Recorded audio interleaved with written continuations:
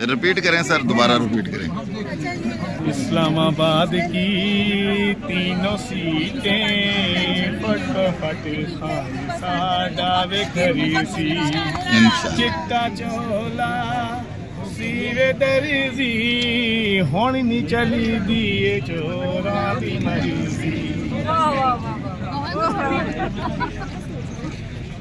ये देखें जी, सारे हम बतौर एहतजाज RO ऑफिस GA2 पहुँचे हुए हैं, जहाँ इन्होंने धांधला किया हुआ है।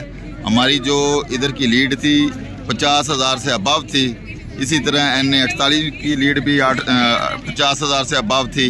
दूसरी NA 46 की सीट भी हमने जीती थी तकरीबन 50,000 से।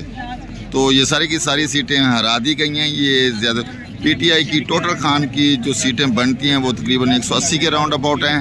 पाकिस्तानी अवाम ने खान साहब की मोहब्बत के साथ इज़हार किया, खान साहब के साथ है, अवाम निकली है, वोट दिए हैं। ये देखो आज ये तराने नए नए बन गए। इंशाल्लाह ताला ये चिट्टा चोला आ गया, अब चोरों की मर्जी नहीं चलने वाली।